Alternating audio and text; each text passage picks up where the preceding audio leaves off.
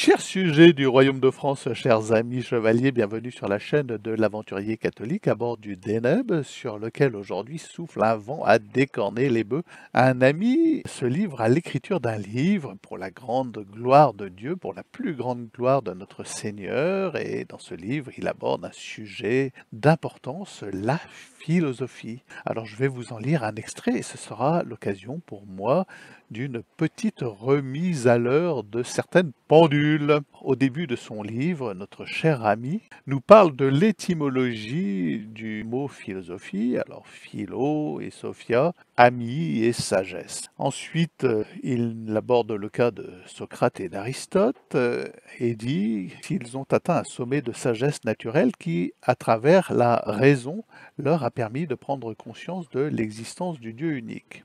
J'interviens à ce moment-là pour dire à mon ami que Aristote dissociait parfaitement la raison, le second degré de vie dans une analyse de ce qu'est la vie, cette capacité du règne animal qui permet bien, d'établir des corrélations entre, par exemple, pour mon chien, le soir qui tombe, la gamelle et le bruit de la boîte, voilà, et ça lui permet de se dire, ah, c'est l'heure de manger, même c'est lui qui me prévient que c'est l'heure de manger par sa propre raison. Et Aristote dissocie la raison de l'intelligence, du nous. Et il nous explique que c'est par le nous, cette capacité à interroger le réel pour en extraire la substance, les principes et les causes, qu'il parvient au sommet de la sagesse naturelle qui permet de prendre conscience, et c'est plus qu'une prise de conscience, qui permet d'acquérir la certitude métaphysique de l'existence de Dieu, d'un acte pur créateur. Donc, mon ami, tu as faux dans cette assertion, dans cette première assertion, déjà concernant Aristote et concernant la philosophie. Ensuite, il nous dit, ils ont vécu une expérience intellectuelle individuelle. Eh bien oui, la découverte de l'acte pur par le mécanisme inductif du nous, de l'intelligence, de l'interrogation philosophique est une expérience individuelle. Elle est propre à chaque homme, mais elle doit être accomplie par chaque homme, car le nous, c'est le mouvement naturel de chaque homme, et chaque homme en fait l'exercice, c'est une nécessité pour son être, pour son individualité, pour lui, et vous êtes tous donc pourvus d'une intelligence en acte. Il est bien dit dans la Genèse, l'homme est créé à l'image de Dieu parce qu'il est capax Dei. Son intelligence est actuée par Dieu et ce qui lui permet de recevoir la verticalité de la foi.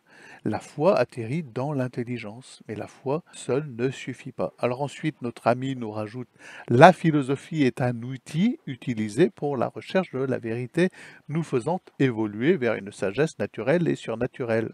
Même si elle n'est pas essentielle pour le salut, oh là là, mon ami, la philosophie reste cruciale, oh là là, pour la quête et la transmission de la vérité.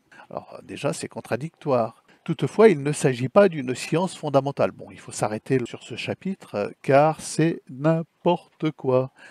Pour commencer, la philosophie n'est pas un outil.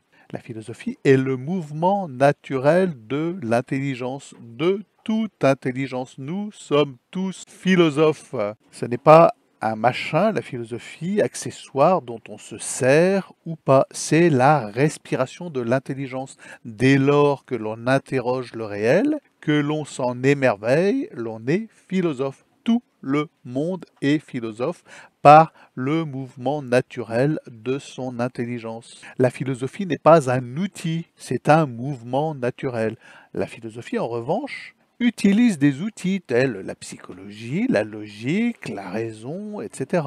Mais elle n'est pas elle-même l'outil. Il faut comprendre l'essence de la philosophie. La philosophie, c'est l'interrogation. Nous sommes philosophes dès lors que nous interrogeons le réel. Il faut que ces choses-là soient très claires et elles ne le sont pas pour mon ami écrivain.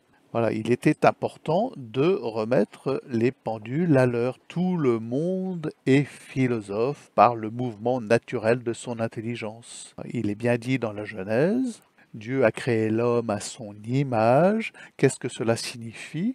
Qu'il crée l'homme pourvu d'une intelligence capable d'un émerveillement, d'une contemplation divine, une contemplation amenée par l'intelligence, un émerveillement intellectuel, un mouvement philosophique qui rejoint la foi, et sans l'intelligence, sans le nous, la foi n'est rien. La foi s'étiole et meurt. Et donc, oui, la philosophie est une nécessité vitale, cher ami. La philosophie est nécessaire, elle est essentielle et elle l'est pour le salut, car elle est ce mouvement de l'intelligence actué par Dieu. Et ne pas comprendre cela, c'est ne pas comprendre ce qu'est l'homme, ce qu'est l'intelligence et ce qui est l'essence même de l'acte créateur divin, qui nous crée à son image. Dire elle n'est pas essentielle pour le salut, mais elle reste cruciale, c'est antinomique. Ensuite, tu nous dis, il ne s'agit pas d'une science fondamentale. Eh bien si, cher ami, la philosophie est la science des sciences, puisqu'elle conduit à la découverte des principes et des causes de ce qui est, ce au-delà de quoi ton intelligence ne peut pas aller. Quand tu découvres l'acte créateur, tu le découvres avec une certitude intellectuelle. Cette découverte corrobore la foi venue d'en haut, donnée par Dieu, et cette découverte d'un principe fondamental de l'être est scientifique. Aucune science ne peut se targuer d'une découverte d'un principe de ce qui est. Donc la philosophie, oui, est une science. Voilà, chers amis, je voulais exploiter le texte de mon ami, qui, à mon sens, n'est pas juste, ne perçoit pas l'essence de la philosophie pour remettre quelques pendules à l'heure.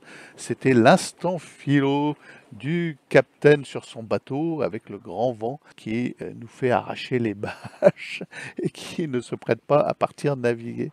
Abonnez-vous, venez discuter en commentaire. Ça me fait toujours plaisir de vous lire. Venez me parler philosophie et à demain peut-être.